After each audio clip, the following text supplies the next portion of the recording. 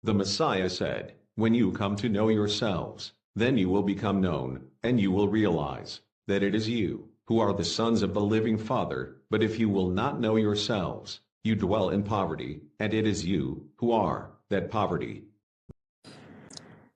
Yeda, halalwaya lahayam. Mga kapatid, happy Sabbath sa inyong lahat. Saan man kayo naruroon. Ako'y nagpapasalamat at muli na naman tayong nagkita-kita dito sa Zoom. Bagamat virtual na pagkikita. So, gusto kong ipahatid sa inyo ang isang napaka-iksi pero napakahalagang verse sa kasulatan. Be wiser than the serpent, but be gentle as a lamb. Maging madunong tayo kesa sa mga serpent. Ngunit, maging maamo tulad ng isang tupa. So bakit ko ito sinasabi? Sapagkat habang ako ay nag-oobserba sa mga pangyayari, mga nangyayari dito man sa ating bansa at sa ibang panig ng mundo, may napansin ako. The tip of an iceberg. Kumbaga ito lang yung dulo na nakikita natin, parang napakaliit. Pero yung ilalim pala ay napakalaki.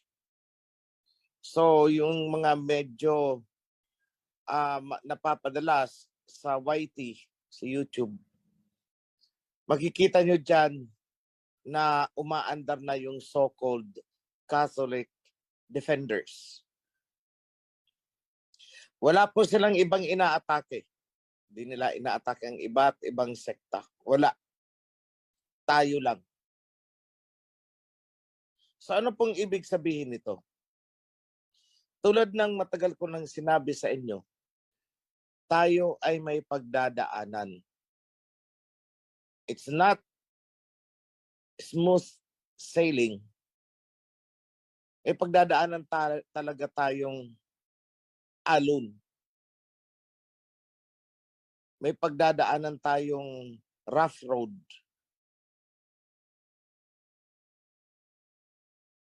So, tulad ng demolition job na ginawa nila sa disciples noon, tulad ng pagsira nila kay Judas, this time, ang demolition job ay nakatutok sa mensahero. So I want everyone to be alert. Huwag po kayong magpapalinlang. Huwag po kayong magpapadaya. At mas lalong, huwag kayong magpapa-brainwash. It's a demolition job upang mawasak ang nagsisimulang kingdom. Gawain ng serpent. Kaya nung habilin ng Messiah, be wiser than the serpent. Yet, be gentle as a lamb. So, ibibigay ko sa inyo ang maiksing kaalaman. Napakahalagang kaalaman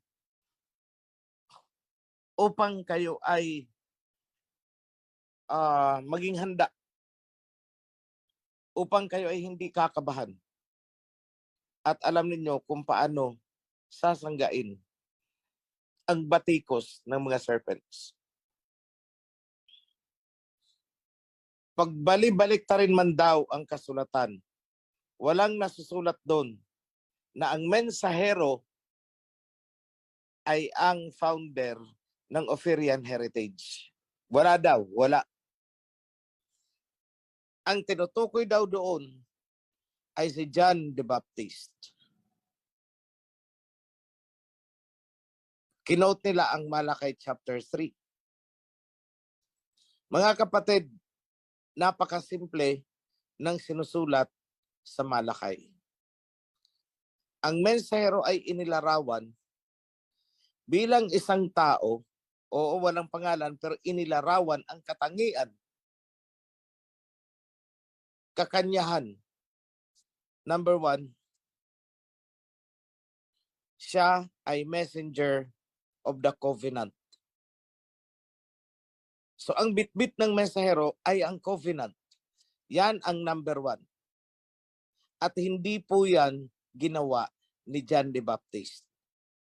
So, disqualified po, hindi si John the Baptist ang sinasabi sa Malakay chapter 3. So yan ang number 1. Number 2, ang mensahero na darating ay magdadalisay ng priesthood. Hindi po yan ginawa ni John the Baptist. Hindi niya ni-revive ang priesthood. Hindi niya rin dinalisay ang priesthood. Number 3 parameter. Ayon sa Malakay chapter 3,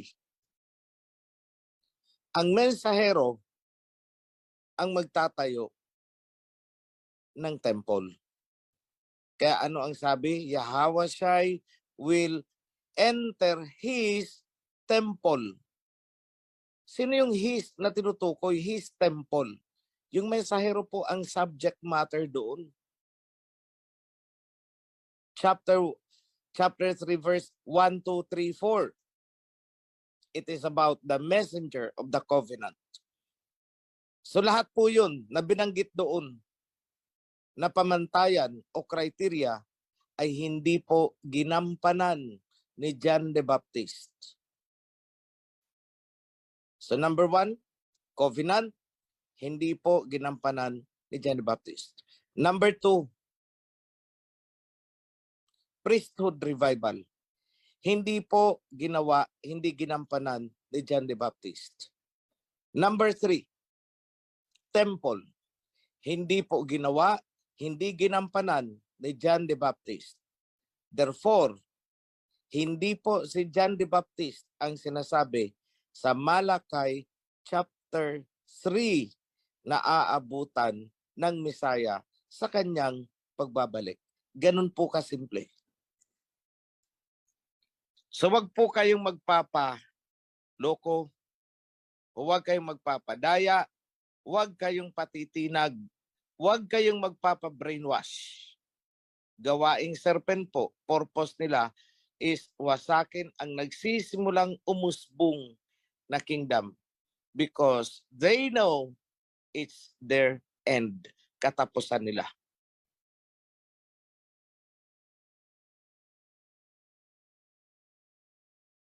Ngayon, may gusto akong ipahatid sa inyo. Tumingin kayo sa paligid ninyo. Tingnan ninyo kung sino ang pinaka-menos. Sino ang pinaka-maliit. Sino yung sabi natin pinaka-mahirap.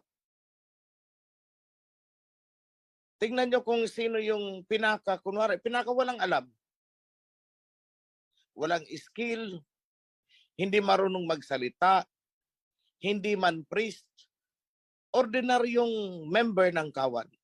Pinaka-menos, andun lang siya sa likuran, ni hindi napapansin,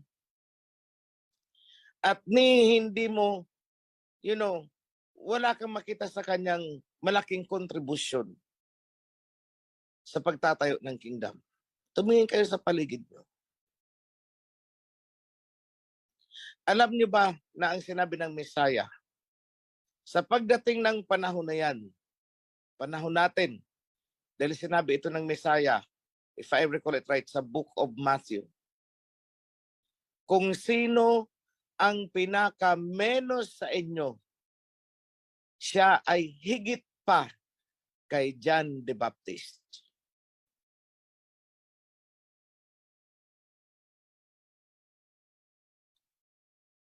At sinabi ng Messiah, hawa siya yan sa kapanahunan nila ni John the Baptist.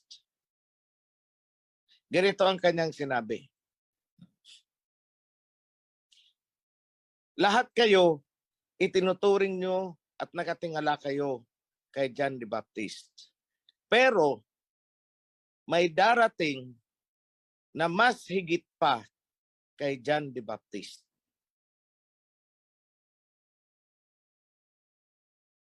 At ang sinabi ng Messiah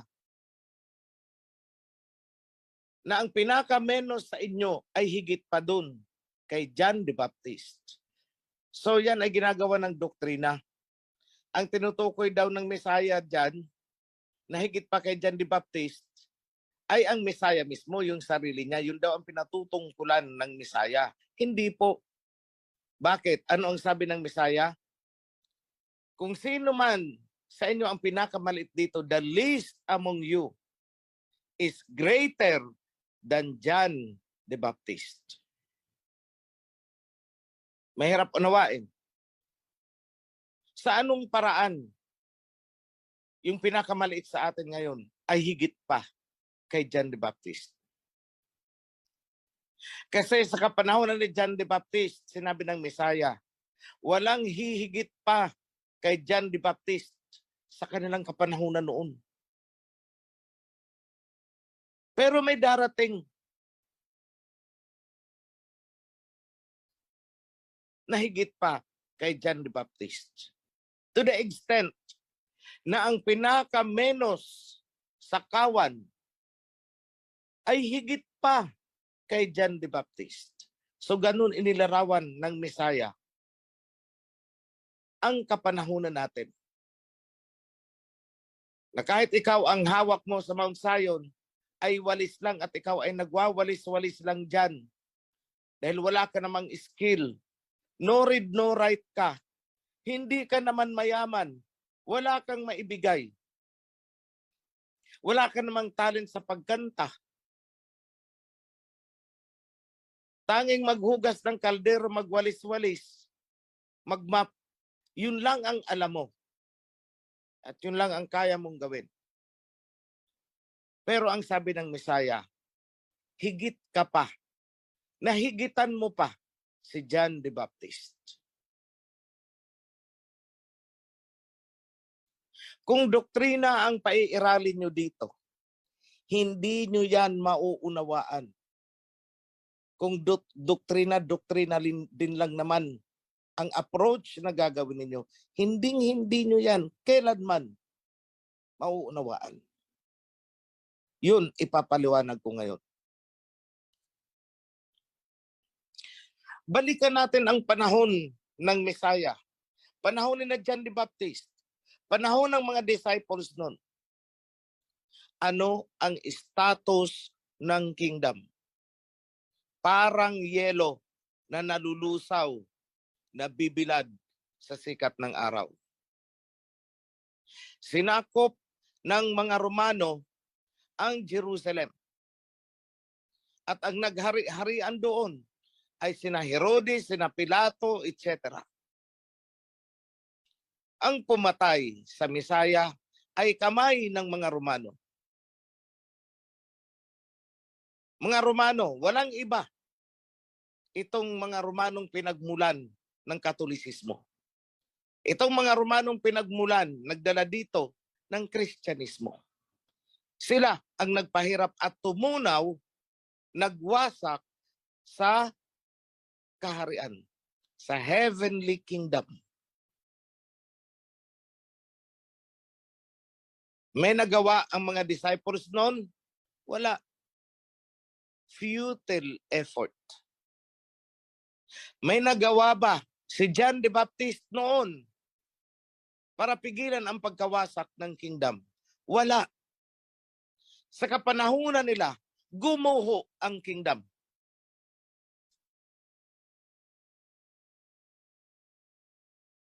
Nagapi sila ng mga serpents.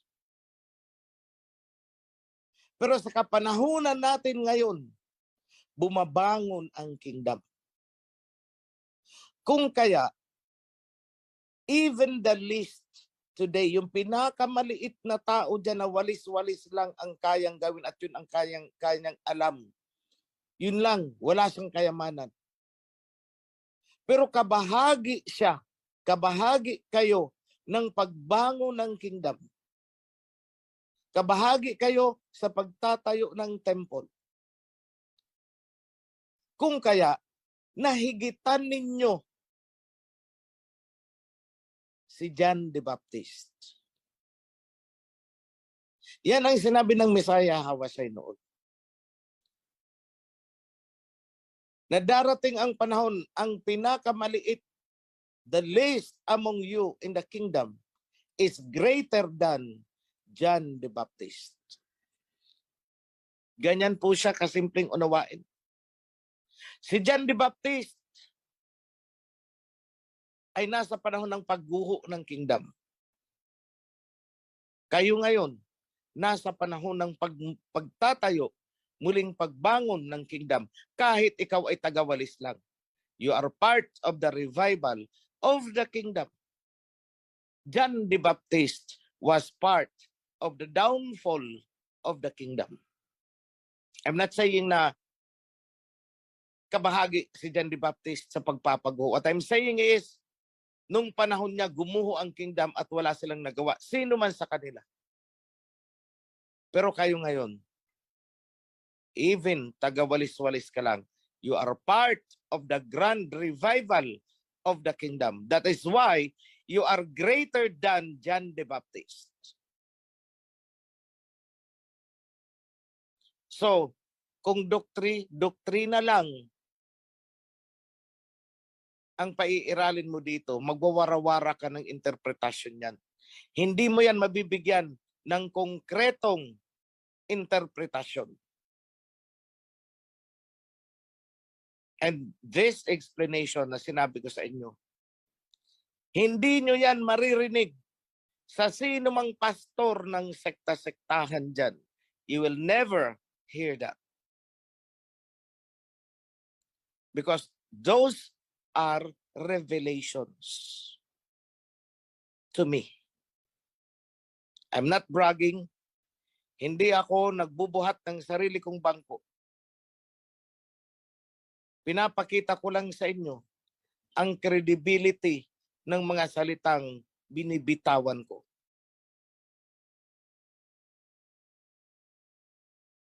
Noon, sa pasimula, hindi pa ako ganun kaprangka magsalita. Oo, prangka ako magsalita noon, pero patungkol sa ginagawa ko. Patungkol sa papel na ginampanan ko. Hindi ako nagsalita.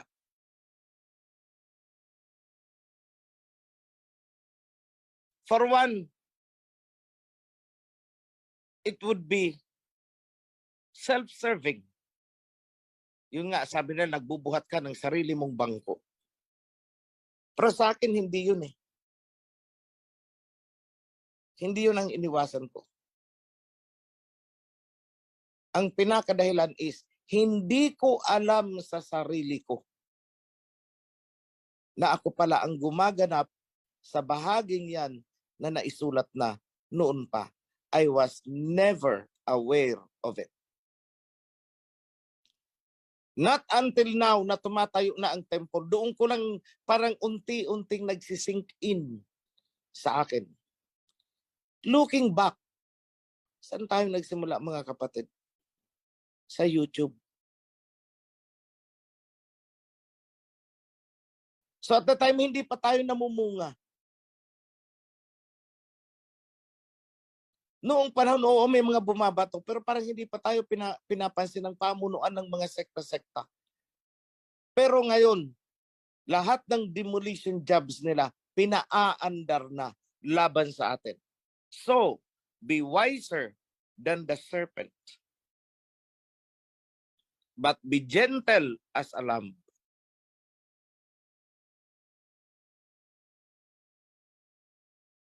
At habang tayo ay tinutuligsa ng mga to, at habang tayo ay pinagkakaisahan ng mga to, merong isang grupo na hindi pa man formal na naiaanunsyo sa kanilang kawat ay humahanga at natutuwa sa nakikita sa atin. Alam niyo ba kung anong grupo yan?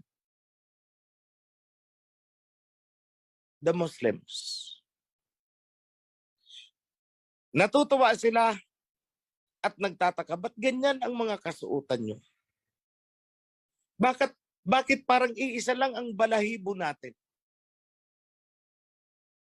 Be wise. Anong isasagot nyo? Sapagkat ang pinagmula ninyo si Ismael ay kapatid ng pinagmulan namin.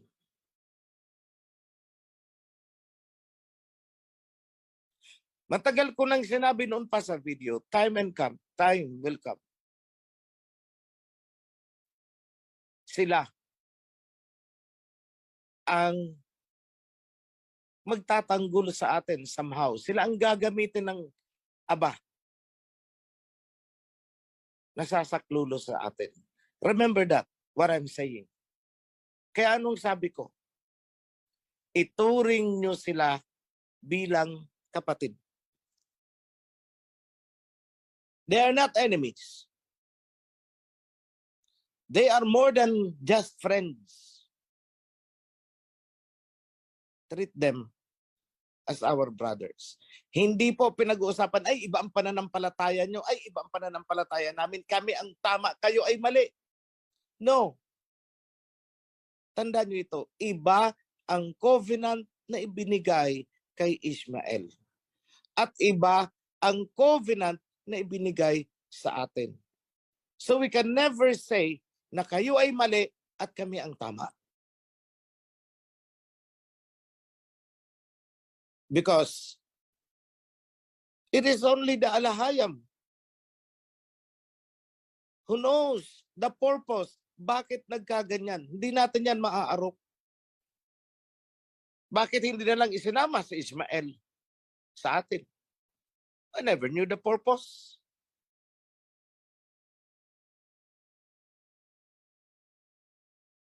So sa akin is, whenever there is an opportunity, in your little ways, may nagtanong sa inyong mga Muslim, at marami dyan, binati kayo. Sabihin nyo, I'm not a Muslim, pero tinuturing namin kayong kapatid. Yun lang, sapat na yun. To break the wall between us at makilala nila, ay kayo pala yun.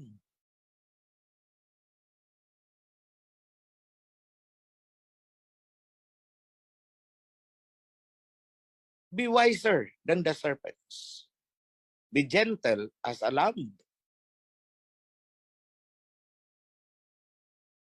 Panindigan na natin and consider them as part of our support. Umaandar na ang mga makinarya ng mga serpents laban sa atin. Be prepared. Yan po ang sa local developments natin. Pumunta tayo sa ibang dako. Pinakamainit pa rin, usaping Russia, usaping China, pero may nadagdag ngayon, usaping Africa at Amerika.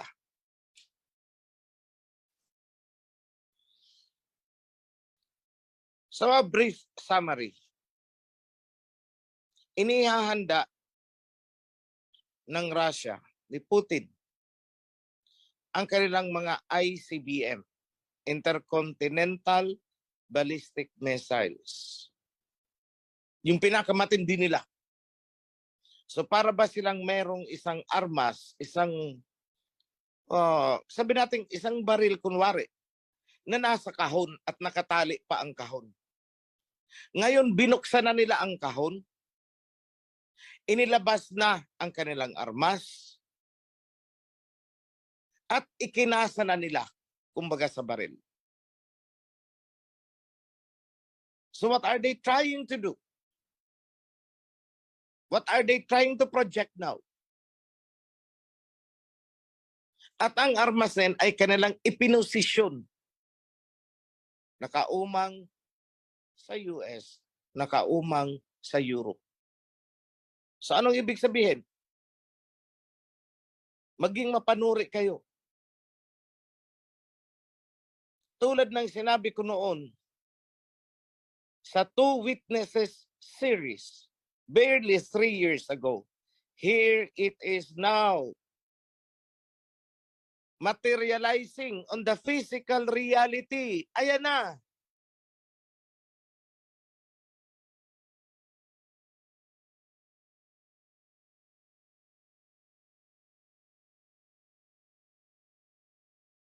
On the international level, sino ngayon ang kumakampi kay Putin? Middle East. O di ba nagkatotoo ang sinabi ko?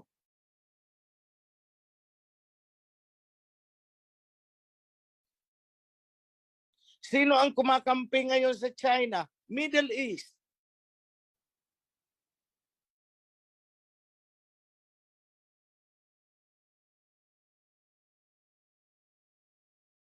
So anong ginagawa ngayon ng Amerika?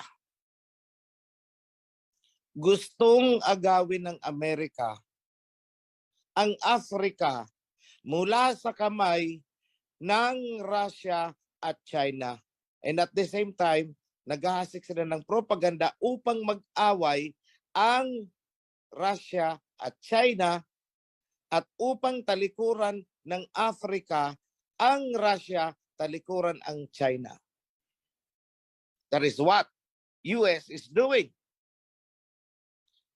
So inimbita ngayon ng Amerika ang mga leaders sa Africa. Pinapunta sa Washington.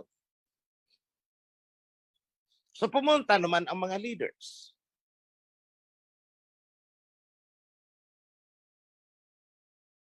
Pero makukuha kaya nila ang Africa? No. Gaya ng sinabi ko, the sentiments are deeply rooted. Di ba pinakita ko pa sa inyo noon, 3 years ago, yung mga speeches ni Mugabe? Sa tingin ninyo, basta-basta na lang mabubura yan sa diwa ng mga Africans, ng mga blacks? Sa tingin ninyo, ganun-ganun na lang kadali para mabura sa isipan nila ang nangyari kay kina Gaddafi, kina Nelson Mandela,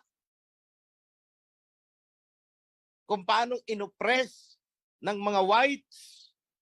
Of course, they won't forget. Sa tingin ng Amerika, ganun kadaling kalimutan ng mga blacks ang ginawa ng mga Europeans and Americans sa Africa. Ang daming namatay. May mga pinutulan pa sila ng braso. People's Republic of Congo, milyon-milyon ang namatay dyan. Kagagawa ng mga Europeans. Inalipin nila sa mga rubber plantation. Pag hindi naabot ang quota of harvest nung dagta, anong ginagawa ng mga Europeans? Pinuputulan ng braso yung anak ng padre de pamilya pag hindi naaabot ang quota. Milyon ang namatay. And until now, naandyan, matatanda na. May mga survivors pa, mga lolo na mga pinutulan pa nila noon. Do you think makakalimutan yan? Ganun na lang ba? They won't forget. And the day of reckoning is coming. Hindi na alam ng Amerika kung saan sila kikiling. Tumatagilid ang dolyar. Minamanipula lang nila ang forex. Kaya isang 1 peso, $55, $56. No, that is manipulated forex. Hindi na yan, walang halaga ang dolyar. Papel, panggatong. Why? Wala pong gold backup ang mga inimprentang perang papel nila. Nothing. Sinabi ko yan noon pa, 3 years ago. Balikan ninyo ang mga video ko. Pumunta ang mga leaders ng Africa sa Washington. Why not?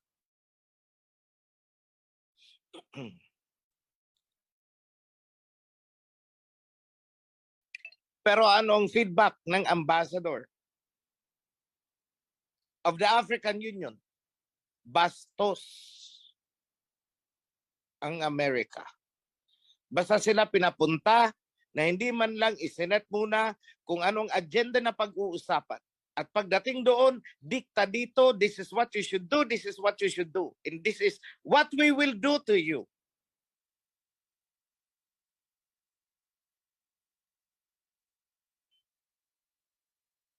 Hindi na ngayon ganun kadali akitin, lukuhin, o persahin ang Africa. Nakaugat na doon ang 2 witnesses. Nakasecure na yan.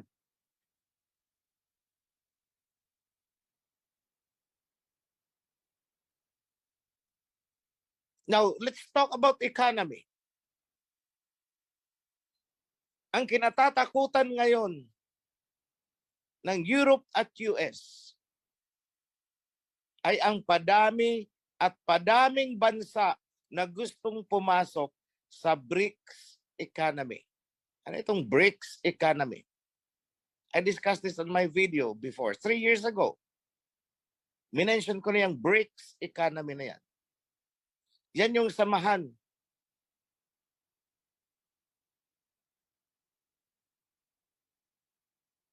na itinatag ni na Putin at saka si Jinping.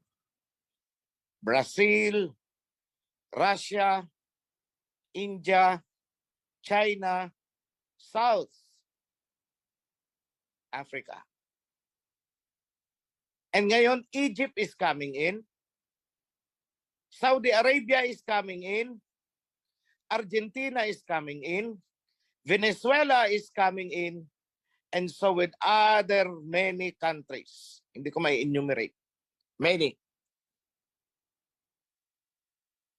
Mabubuo at magkakaisa ang Shemite territory under the BRICS economy. That will happen because that is part and parcel of the force na magpapabagsak sa modern day Babylon, which is New York. Matagal na tayong niloloko. Ang dolyar ay salaping walang gold backup. It has no monetary value.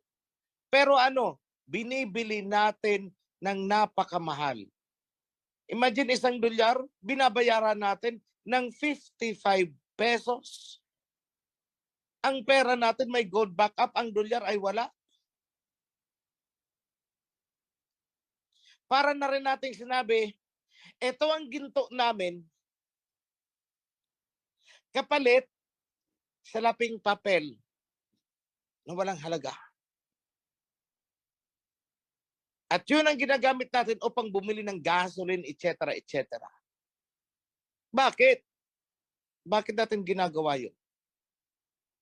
Blame the leaders of our country na hindi nag-iisip. Available ang oil. When I say oil, you have crude oil, kasama natin ang gasoline dyan. Oil products yan. Mura na ibinibenta ng Russia to friendly nations. Ano naman ang ginagawa natin? Nakikisabayan tayo doon sa US. Nakikisabayan tayo sa Europe na kumakalaban sa Russia and China. Bakit? Because our leaders is not aware, is totally ignorant kung anong nasusulat sa Book of Revelation. Come out of her, my people. Lumabas kayo sa kanyang sistema upang hindi kayo madamay sa mga parusa na igagawad sa kanya. Come out of her, my people, so that you will not be partakers of her sin and the punishments. Lumabas kayo para hindi kayo madamay sa kanyang mga kasalanan at sa mga parusa doon. Hindi alam ng mga leaders natin.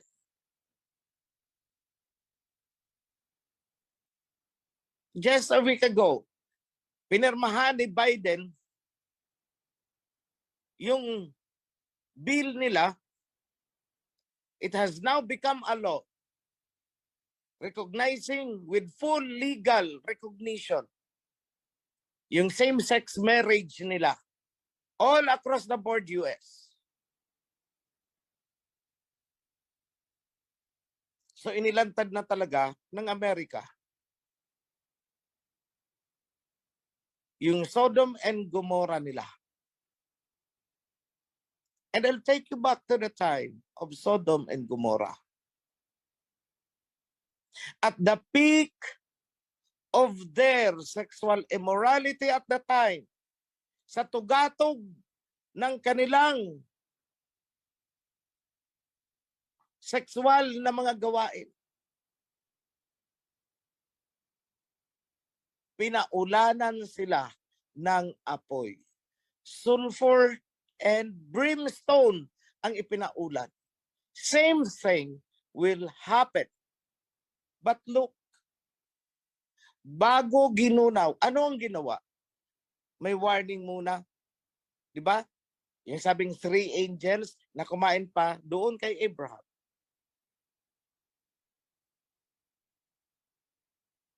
May mensaherong dumating. Celestial being na mensahero ang dumating. Tawag nila is angel. But we call it celestial being.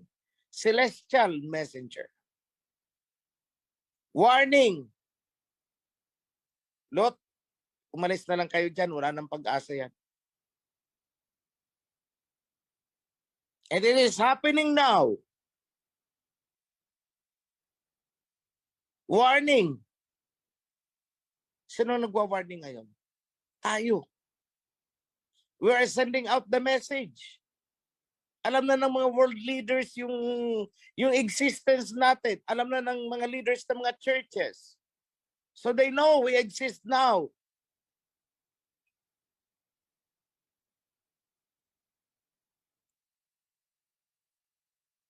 A messenger has come before the destruction of the modern day Sodom and Gomorrah. Kung si Lot noon ay pinalabas,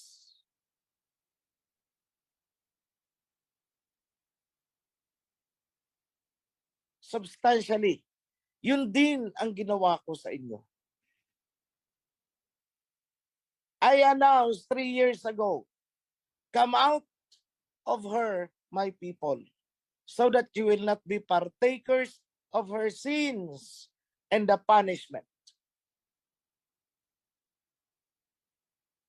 And here we are, virtually gathered as one flock, under one shepherd, with one voice, one command, one government, according to the Torah of the Almighty Al-Hayab.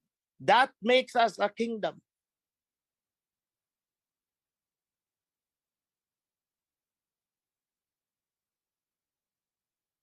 So I'm going to go back doon sa beginning verse ko. Be wiser than the serpents, be gentle as a lamb. Nasa loob ka na ng covenant. Huwag kang makikinig sa mga kung ano-ano diyang bulong-bulungan dahil malalaglag ka at malalaglag ka. Be wise. Don't be a fool. Sa Tagalog, maging wise ka. Maging madunong ka. Huwag kang tanga. Iiwanan mo ang covenant dahil nakarinig ka lang ng chismis na si OHA ay namumuhay sa karangyaan. Tama. At hindi ko itinatanggi. Comparing where I was, yes, marangya itong kinalalagyan ko.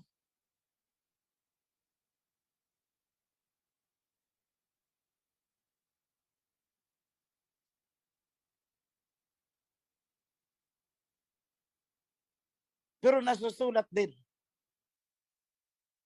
nang sabi ng alahayam, ibibigay ko sa iyo ang iyong pangangailangan. I will make a way. I will let you ride the top of the world. Just keep my covenant. More so, just establish the covenant. Revive the covenant. So what I have done, anong ginawa ko? Tiis, tiis, tiis, tiis, tiis.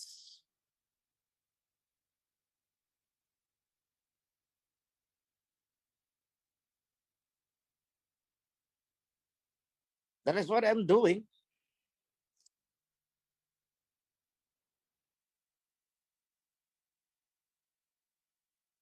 But a day is coming. Matatapos din lahat itong mga pagtitiis natin. I'm very confident. And I strongly believe. Naniwala din lang naman tayo na may Torah na maniwala na tayo doon sa lahat ng ipinangako sa Torah.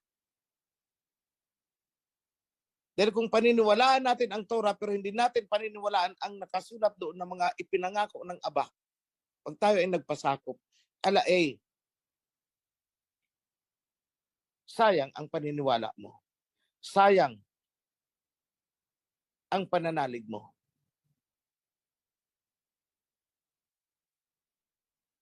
So with that, having said that, be strong. Maging determinado kayo. Sa maliliit mang paraan, help rebuild the kingdom. In doing so, you are greater than John the Baptist. Hindi naranasan ni John the Baptist ang maging kabahagi sa pagre-revive ng kingdom. Ikaw, kabahagi ka sa pag-revive ng kingdom. Si John the Baptist ay bahagi ng pagguho ng kingdom. Yun ang kanyang kapanahunan. So hindi niya naranasan ang nararanasan mo. That's why the Messiah said, you are greater than John the Baptist, our time.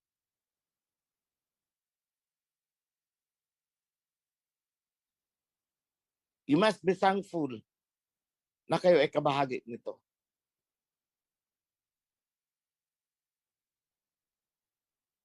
Pray as well na yung mga mahal nyo sa buhay ay makasama natin dito.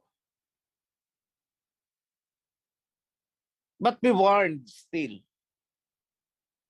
Maraming inimbita. Ngunit kukunti lang ang karapat-dapat. Many are called, many are invited, but few are worthy.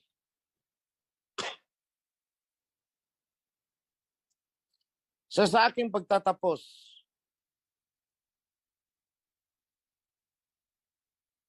gusto kong ipaabot sa inyo sa pangalan ng ating Ama, Aba Yahweh,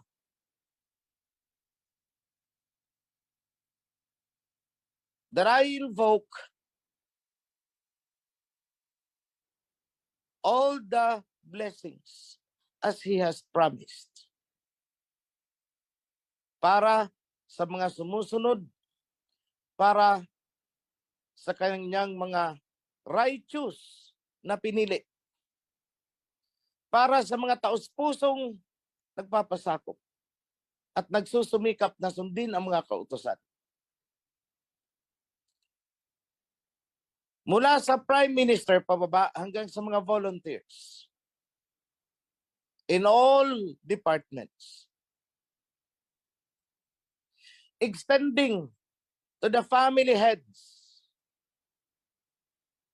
down to your servants, the entire household. Let the blessings, peace, abundance, good health,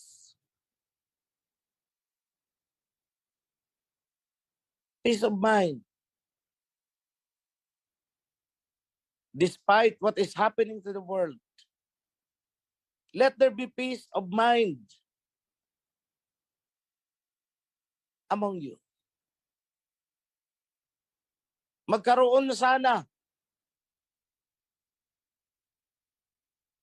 ng maayos na samahan ang buong kawan.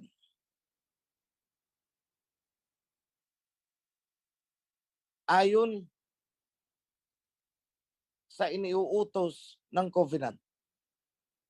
Magkaroon ng matatag na pagkakaisa.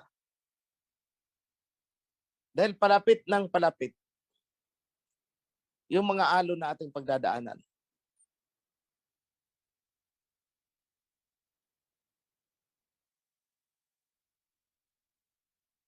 Let your needs be provided for ayon sa power of the Alahayam. Healing for those who are sick. All of this be upon you because we are reviving the kingdom ayon sa iniutos sa atin. Revive first the kingdom and seek His righteousness, and all these things will be added unto you. I invoke that promise. In the name of King Yahawashi, let it be done. Yada. Happy Sabbath, mga kapatid. Shalom.